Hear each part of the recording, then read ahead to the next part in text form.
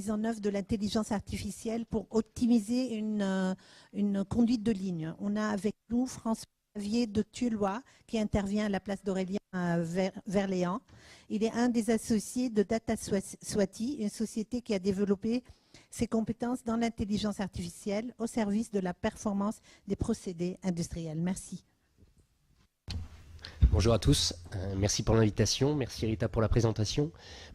En complément de la présentation de Rita, un peu mon passé. J'ai fait une bonne quinzaine d'années dans l'industrie, dont 3 ans comme patron d'une usine de fabrication de médicaments stériles. Donc certes, la pharmacie et l'agroalimentaire ne sont pas directement identiques, mais des problématiques sont proches en termes de qualité du produit physico-chimique et qualité microbiologique. On y reviendra. J'étais très intéressé par les 2 premières interventions parce que vous allez voir, on va rentrer de plus en plus on zoome sur un des aspects de technologie, mais le fondamental, ça a été dit dès le début, le fondamental, c'est l'homme. J'ai adoré la phrase, c'est bien, les solutions existent, oui, mais elles attendent le problème. Ou l'exemple de Jacques du pharmacien, oui, il y a des médicaments, mais vous n'allez pas dire, tiens, ce médicament-là, il me plaît. C'est le médecin qui va vous dire, pour vous, concrètement, avec votre âge, votre pathologie, c'est ce médicament qu'il vous faut prendre. Et donc c'est vraiment ça qu'on va détailler progressivement. Si on reprend un peu d'amont, on se dit l'innovation d'où ça vient. Il faut d'abord de la technologie, le médicament qu'évoquait Jacques. Si je reprends par exemple le train, le premier train, on n'a pas démarré par un train, on a démarré par une machine à vapeur. Mais la machine à vapeur en elle-même, elle a 0 valeur. C'est juste la techno. Une fois qu'on se dit, tiens, il y a un inventeur qui se dit, ah, mais à partir de cette machine à vapeur, je peux construire un train, là on va commencer à créer de la valeur. Et donc c'est vraiment la même idée qu'on va voir sur l'exemple de l'intelligence artificielle. Donc je vais noter quelques noms hyper barbares de technos qui font que l'intelligence artificielle marche, mais en soi, on s'en fiche. Ce qui est intéressant, c'est la prédiction, la valeur apportée dans nos usines par une prédiction. Donc là j'ai pris un exemple sur lequel on reviendra, d'une boîte de pétri. Je fais mon prélèvement microbiologique à l'instant T. Ma prédiction me permet de dire combien est-ce que je pense avoir d'UFC dans cette boîte de pétri. Ça a de la valeur. La valeur, elle n'est pas sur le LSTM, on s'en fiche. On est d'accord? Donc, pour que ça marche, il faut certes une innovation technologique, il faut que les outils marchent, d'où l'expertise technologique, mais il faut aussi l'expertise métier, l'innovation d'usage, le problème et pas juste la solution. Et un sujet de félicitation. Donc c'est un peu le plan de mon introduction. On va faire plutôt dans l'ordre 1, 2, 3, l'expertise technologique, voir brièvement ce que c'est que l'IA, comment ça marche, comment ensuite on facilite l'innovation, pour arriver à quelques exemples d'innovation d'usage. Concrètement, dans une usine agroalimentaire de lait, qu'est-ce que ça veut dire? Comment ça marche? Quand vous étiez jeune, voire enfant, bébé, vos parents ne vous ont pas lu la définition du cheval dans un dictionnaire pour vous dire ce qu'était un cheval. Donc M. Pic a parlé d'induction, d'opposition de cartésien versus des approches plus inductives. On ne vous a pas fait la décomposition de comprendre ce que c'était un cheval en disant bah alors d'abord il faut que tu regardes, il faut que tu comptes son nombre de pattes, etc. On vous en a juste montré. C'est un changement de paradigme vraiment radical. On sort de l'équation qu'évoquait Jacques, on rentre dans je ne cherche pas à modéliser intégralement la relation entre mes données d'entrée et mon résultat. Donc mon intelligence, elle va apprendre parce que je lui montre des exemples. L'exemple, si on descend sur des exemples concrets que vous vivez tous les jours, vous avez des mails, donc vous avez des spams, donc vous avez un anti-spam. Il y a 2 versions pour l'anti-spam. 6 pilules bleues, alors spam. 6 pilules bleues dans le texte, dans le titre du mail, alors spam. Ok, mais vous inquiétez pas, les spammers, ils vont trouver des contournements. Donc les anciens anti-spam marchaient sur ces logiques, je définis des règles en dur. Le nouveau marche sur, vous dites à Google, ça c'est du spam. Et donc vous lui montrez des exemples de mails qui sont des spams, et vous lui montrez des exemples que vous acceptez comme étant non spam. Et donc l'intelligence artificielle va apprendre à partir de ces exemples-là. De la même manière qu'elle apprend en regardant des chevaux, c'est vraiment tout ça, on va toujours montrer des exemples pour essayer d'apprendre. Si on concrétise un peu plus, 2 grands types d'apprentissage. L'apprentissage dit supervisé, vous voyez des ronds et des croix qui dépendent de 2 variables x1 et x2.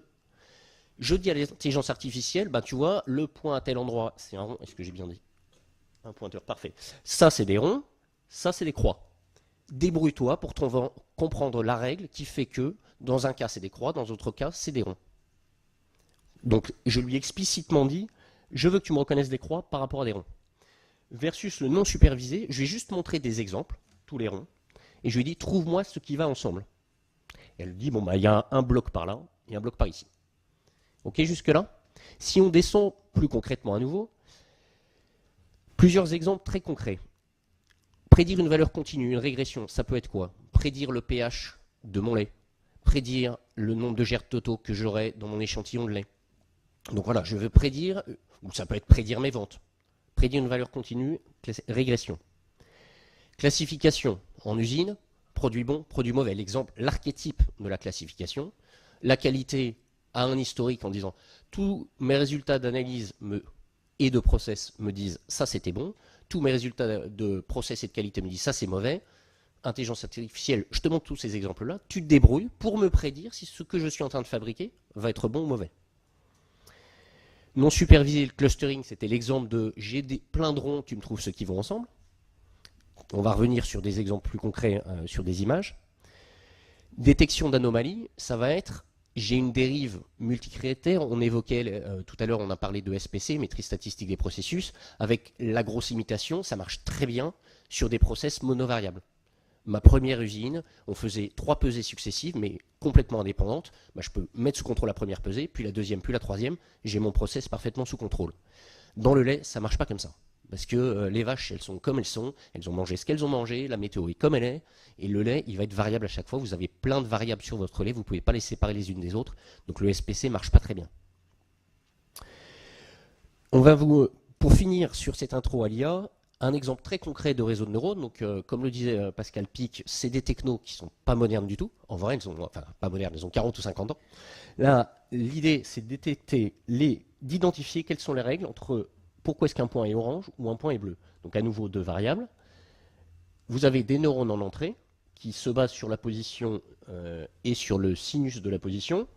Et on va voir le modèle à prendre. Donc, il cherche des zones oranges, des zones bleues.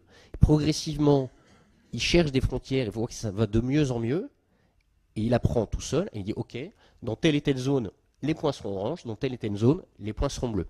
Donc on est bien sur une classification, puisque je lui avais demandé, trouve-moi les points oranges par rapport aux points bleus, et elle est bien arrivée au résultat que je souhaitais. Je ne lui ai pas du tout dit en dur, tiens, alors en fait la spirale, son équation c'est ça, la spirale bleue et la spirale orange, l'équation c'est ça. Parce que c'était un peu pénible. Je lui ai juste dit, tu te débrouilles pour apprendre.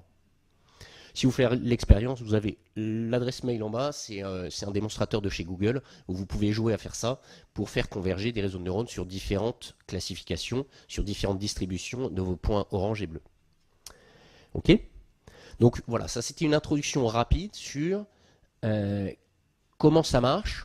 À retenir vraiment, c'est on apprend de la donnée. Donc un point important pour tout le monde ici, vous sortez d'ici, vous allez à Fnac acheter un disque dur à 80 € et vous le branchez sur vos supervisions. Tous les clients chez qui je passe me disent « Ah oui, mais vous comprenez, là on a un PC sous Windows 95 et donc on n'a pas de sauvegarde. » À l'époque, ça se justifiait parce que les disques durs ça coûtait cher. Aujourd'hui c'est 80 €. Avec un disque dur à 80 €, vous avez de quoi enregistrer 20 ans, 30 ans, 40 ans de supervision. Donc franchement, c'est pas le sujet. Achetez-vous des supervisions. Achetez-vous des disques durs. Vous en tirerez la valeur plus tard, mais plus vous aurez d'historique, plus vous aurez d'exemples à donner ensuite pour faire de l'intelligence artificielle, plus elle sera pertinente. Petite parenthèse, mais pas négligeable. Donc si vous êtes un data scientist ensuite, dans 2 ans, vous dites super, maintenant j'ai enregistré depuis 3 ans, j'ai 3 ans d'historique et je voudrais améliorer la qualité de mon produit. C'est bien parce que ça c'est une thématique, c'est une problématique, mais ce n'est pas encore un problème qui attend une solution parce que c'est trop vague la qualité de mon produit. Ou la maintenance prédictive, l'optimisation énergétique, etc. Il faut préciser ça quand même. Donc, il faut arriver à formaliser plus la question. Qu'est-ce que ça veut dire? D'abord, on va commencer à brainstormer. Plein d'exemples. Là, j'ai pris des mélanges de différentes usines dans le lait que j'ai pu voir. Donc c'est pour ça que vous verrez qu'on parle de yaourt et de fromage en même temps, donc ça n'arrive pas physiquement dans la même usine. On les priorise sur 2 axes. D'une part, évidemment, l'enjeu économique, on l'a dit, on est quand même là pour gagner de l'argent. Donc l'enjeu économique est évidemment un axe fort de priorisation. Un autre axe qui est moins évident peut-être pour vous, qui est la facilité de réalisation. En particulier, ça vient de la faisabilité, de l'accessibilité aux données. D'où mon point sur le disque dur. Plus vous aurez de données, plus les sujets, il y aura au moins cet aspect-là de l'incertitude du projet qui sera résolu. On sait qu'on a de la donnée. Et donc ensuite, on va choisir évidemment ceux qui sont faciles parce que j'ai de la donnée et qui rapportent beaucoup. Jusque-là, c'est simple. Et on va commencer à atterrir plus précisément. Mettons, OK, je choisis celui-là, suivi du nettoyage en place. Je veux optimiser détection de dérives sur mes nettoyages. On va bien partir d'un cas d'usage plus précis. Je veux être certain que mon cleaning place fasse bien ce qu'il faut et anticiper quand j'ai peut-être un problème de température ou autre. Un utilisateur, parce que le problème, il ne se pose pas de manière abstraite, on l'a dit toujours depuis les premières interventions, l'humain est au centre. C'est pas, il y a bien un jeu qui dit j'ai un problème. Est-ce que c'est l'opérateur sur la ligne? Est-ce que c'est son chef d'équipe? Est-ce que c'est le directeur d'usine? Est-ce que c'est le directeur qualité? Ça dépend du sujet qu'on veut traiter. Mais clairement, il faut bien impliquer un utilisateur concret, parce que c'est comme ça qu'on va formuler proprement le problème. Voilà, l'opérateur du yaourt peut vouloir arrêter la fermentation du yaourt au bon moment en refroidissant. L'IA va lui dire, bah tiens, il te reste une demi-heure ou c'est fini. On va valider la donnée. Quelle volumétrie, quelle qualité des données, quelles variables dedans. Jacques a compté à peu près 140 variables sur toute la chaîne du lait. Il y en a combien concrètement si je reste sur mon exemple de fermentation du yaourt, combien est-ce que j'en ai? Est-ce que je suis sûr de bien avoir accès à tout? Classiquement, la météo peut avoir des impacts sur le process. Est-ce que j'ai accès à la donnée météo? Sinon, il va falloir que j'aille regarder sur le site de Météo France pour trouver de la donnée météo. Est-ce qu'elle est accessible aussi parce que j'ai une vieille techno et donc le fabricant a crypté sa base de données et donc j'y ai pas accès parce qu'il me manque un mot de passe? Contrainte, quel temps de calcul? Est-ce que mon temps réel c'est toutes les millisecondes, toutes les minutes, toutes les heures? Forcément, les contraintes en temps de calcul ne vont pas être les mêmes. Les contraintes juridiques. En général, en usine, on ne va pas avoir trop de sujets sur la loi GDPR.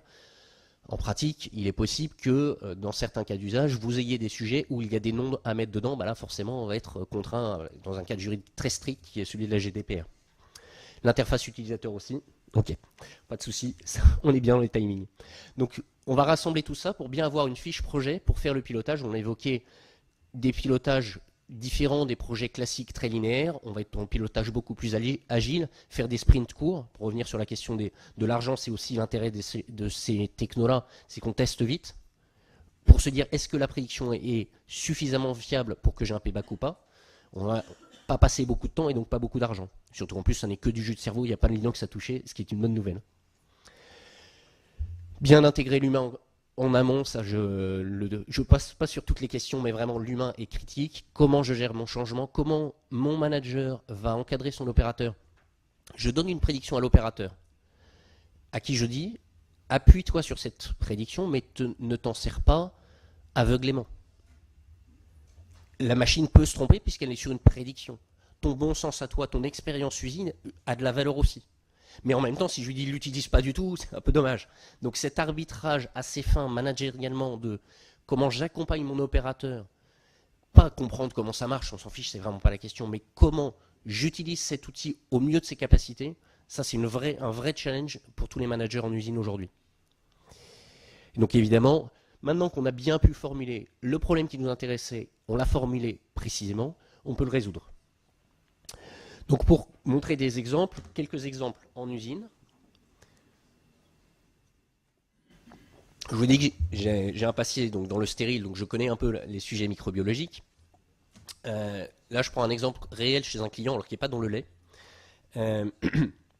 qui cherchait à comprendre à l'instant T combien est-ce qu'il pouvait avoir d'UFC dans son produit fini. UFC, unité formant colonie, germe, pour les non-microbiologistes de la salle. On a eu un vrai sujet, donc on l'a vu sur la formalisation, il faut comprendre la volumétrie des données. On avait deux gros problèmes sur les données. Un, seulement 200 mesures. On est en microbiologie, c'est quand même des process très complexes, puisqu'on parle de croissance biologique de germes. 200 mesures, c'était quand même très peu. Deuxième point, il comptait de 1 à beaucoup. Beaucoup étaient ma boîte de pétri est pleine, donc je ne sais pas combien ce qu'il y avait d'UFC au départ. On leur a dit mettez-nous un nombre, ils ont mis 300 partout, et donc forcément, ça, on voit, alors, pardon, je vais même zapper ça, vous voyez là-haut que les courbes pointillées sont les données réelles, on voit qu'elles sont écrêtées à 300, parce qu'on sait que la mesure n'est pas bonne, dont acte. Donc on était vraiment plus sur une logique de faisabilité, de test à moindre coût, que sur une logique de mise en production encore, ne serait-ce que pour la volumétrie et la qualité des données.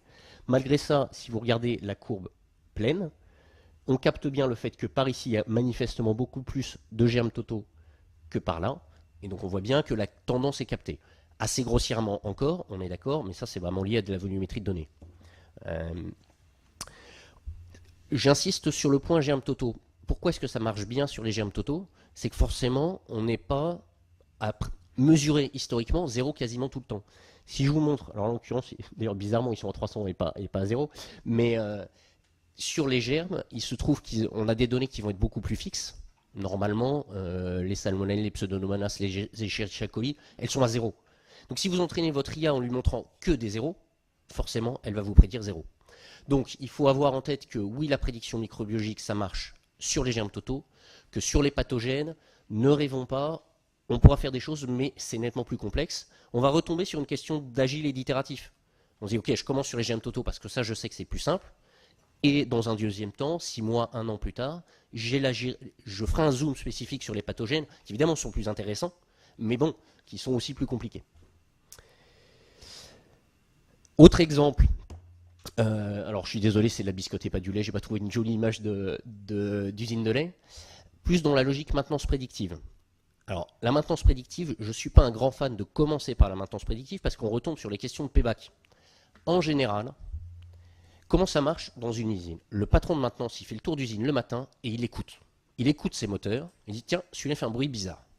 Et c'est comme ça, c'est un de ces indices pour se dire tiens, il va falloir que j'aille graisser mon moteur, que j'aille changer son roulement, je ne sais pas.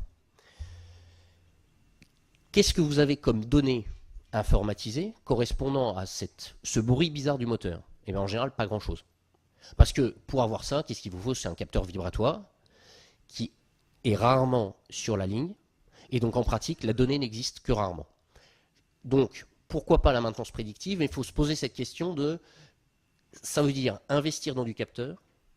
C'est pas tellement le capteur, un capteur vibratoire, vous en avez, c'est des accéléromètres, vous en avez déjà 3-4 juste dans votre smartphone, qui est vraiment pas fait pour ça. Donc c'est pas le capteur qui coûte cher, ce qui va coûter cher, c'est tirer le câble d'un bout à l'autre de l'usine, stocker la donnée, parce que ça génère beaucoup, parce que vous faites 5000 mesures par seconde, donc ça génère beaucoup. Donc c'est ça qui va coûter cher. Pourquoi pas la maintenance prédictive? Mais il faut vraiment choisir les bons endroits. Si on regarde, on va lui faire entraîner là plutôt dans une logique de non supervisée, parce qu'on a par définition peu de panne, hein, je vous le souhaite, les usines c'est quand même fait pour tourner. Donc elle apprend une normalité de vibration, d'une enveloppe vibratoire, et au bout d'un moment, elle va avoir terminé son apprentissage, elle suit le process. Bon là en l'occurrence les données sont sur des données d'usinage et pas sur des données de moteur en tant que tel, mais c'est pas grave. Il avait été fait en sorte que l'usure soit plus rapide. Donc on va voir que assez vite, le fonctionnement va passer en fonctionnement défaillant puisque l'enveloppe vibratoire sort de l'habituel. Donc on n'a pas forcément encore une panne, d'où à nouveau l'humain dans la boucle. Est-ce que cette vibration-là, dont je détecte qu'elle est vraiment sortie de mon enveloppe historique, est grave ou pas?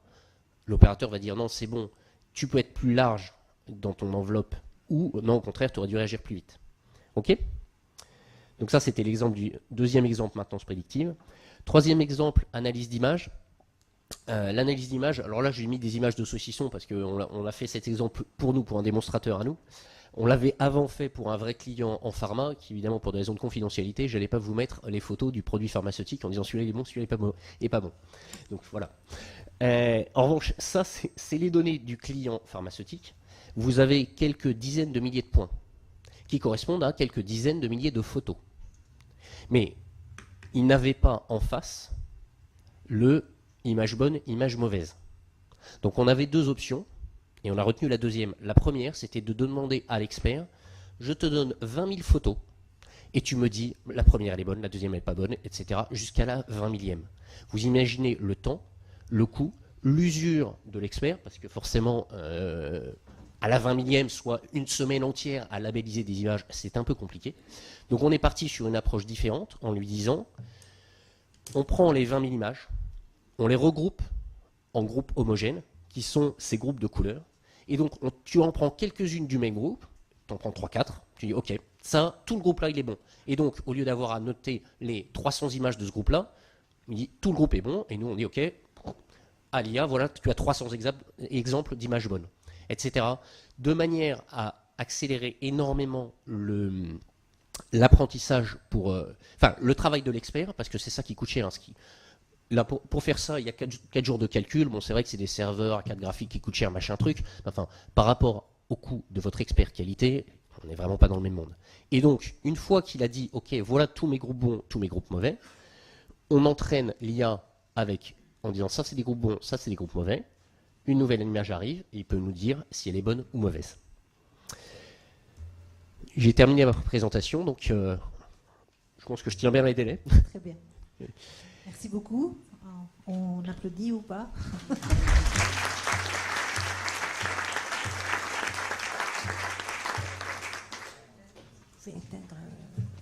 Vous pouvez éteindre, voilà, le micro. Bon, on prend une question parce qu'on est un peu en retard, mais quand même, je tiens à ce que vous puissiez vous exprimer.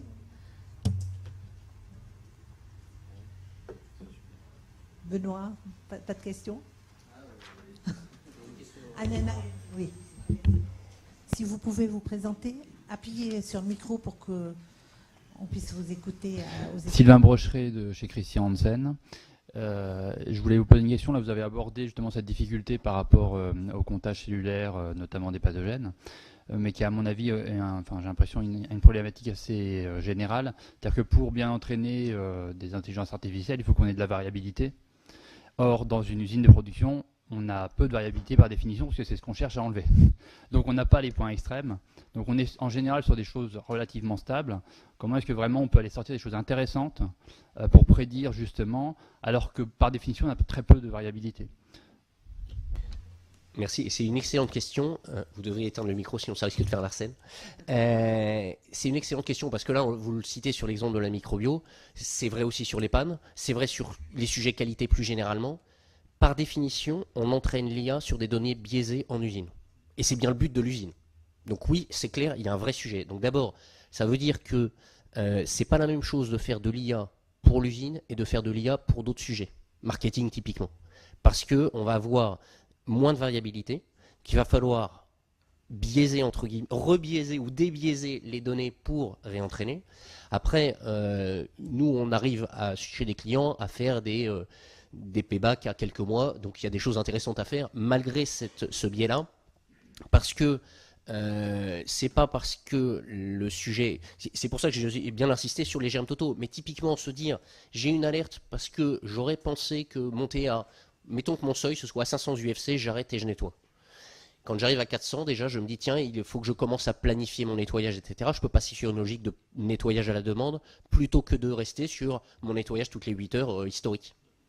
Donc, oui, le gain n'est pas aussi énorme, et d'autant plus qu'au départ, on va rester sur un périmètre plus limité, et progressivement, on va étendre. On retombe toujours sur la co-construction, l'aspect évolutif de la chose. Il ne faut surtout pas se dire, je fais dès le départ mon cas d'usage ultime. L'avantage, c'est que le cas d'usage ultime, tout le monde le connaît dans toutes les usines, c'est la même chose. C'est j'ai des matières premières variables en entrée et j'adapte au fur et à mesure de mon process toutes mes machines pour qu'à l'arrivée, mon produit soit le plus stable possible.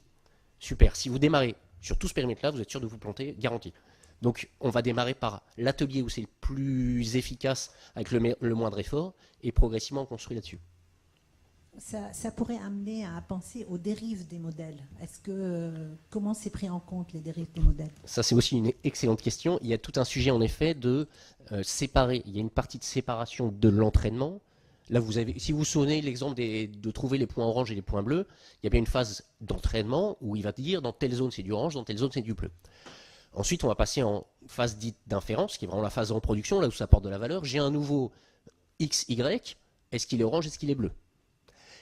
Et puis, on aura la vraie vie qui nous dira, bah tiens, en vrai, il était orange ou en vrai, il était bleu. Donc, au bout d'un moment, j'aurai accumulé plus de données. Donc, je vais réentraîner mon modèle. Si tout va bien, normalement, je vais améliorer la fiabilité de mon modèle. Et donc dans ce cas-là, très bien, je reprends celui-là pour remplacer l'ancien.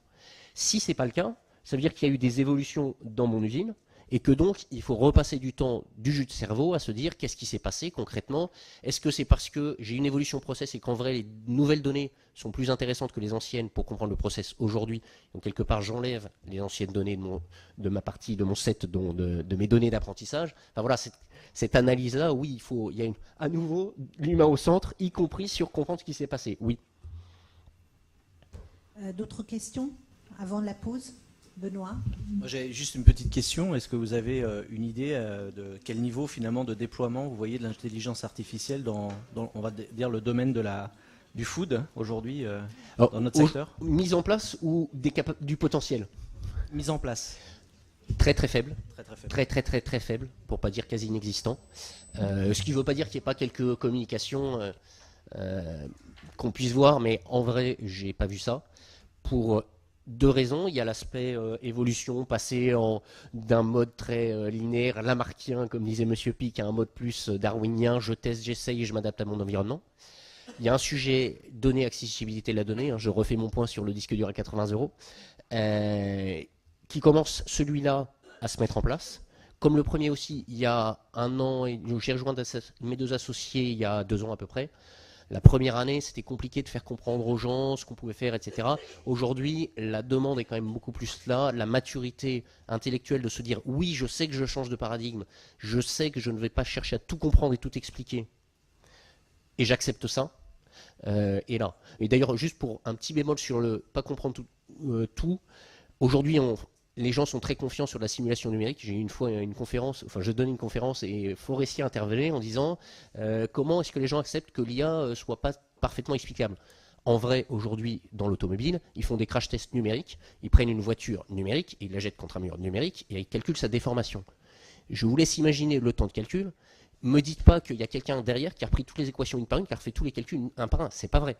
Donc en vrai, ils n'ont pas tellement plus d'explicabilité qu'une IA. Il est vrai que le modèle est plus construit, mais voilà. Merci François-Xavier.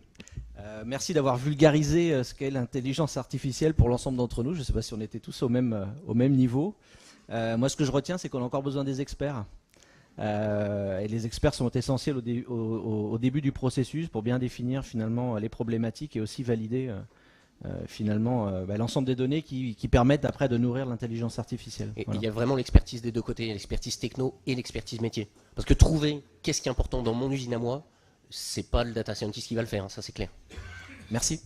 Avant que vous puissiez continuer cette discussion, pendant la pause, on vous demande 2 minutes d'attention pour passer une petite vidéo d'un des sponsors historiques de la journée de l'ISIL, FOSS, qui a le plaisir de vous faire découvrir une vidéo sur ce thème, sur le thème de la journée. As the number of people on the planet grows, so does our responsibility to minimize waste in food processing. The solution is intelligent uses of data. Let me tell you why. Growth is hard, and in order to bring potential to life, you need all the edges you can get. Not only if you are a wine in a world facing climate changes, but also if you are a company with a global operation with thousands of multi-dependent processes running 24/7. We've already taught wineries to determine when the sugar levels of the grapes peak so they can optimize the harvest and intake accordingly. Mother Nature won't be mastered. What we can master, however, is how to accurately measure every little step of even the largest production chains and turn that knowledge into actions that enable customers to optimize their business. This is hardly news, I know. We have pioneered the field of food analysis the last 60 years because we have made a habit out of turning real challenges into ready-made solutions. What is new is this. We all face a great opportunity. The outside world is going digital and data is rapidly becoming the most valuable resource available. Not because you can eat it, but because data is the only ingredients that will turn passive production lines into intelligent and automated action. Think of data as raw material. If we can refine and manage it, we can make it easy for our customers to act quickly, intelligently, and efficiently. From intake over processing to output and finished goods, we can provide them with actionable analytics and empower them to optimize processes with a minimum of manual labor. It's all about information management. Sounds crazy, perhaps, but listen. Beyond size and scale, the really successful food and feed producers only have one thing in common: their data-driven mindset and their readiness to use vital stats to optimize and automate everything without ever hitting the pause button. That's the plain and simple reason we now say analytics beyond measure in our new corporate payoff. Our ambition is to maintain the position as the food industry's preferred partner in end-to-end solution for analytics. We want to be instrumental to our customers' success in their future digital transformation. We already have the best solutions, and you. You are the smartest people I've ever met. But just like always at Foss, we are determined to continue our evolution. And though the new Digital Service Division and the launch of Foss Assure are great examples of our resolve, they are only the first small steps on our journey. I'm sure every one of you is up for the task. Not because it's going to be easy, but because it's going to be hard and fun. Merci de votre attention. On reprendra à 11h30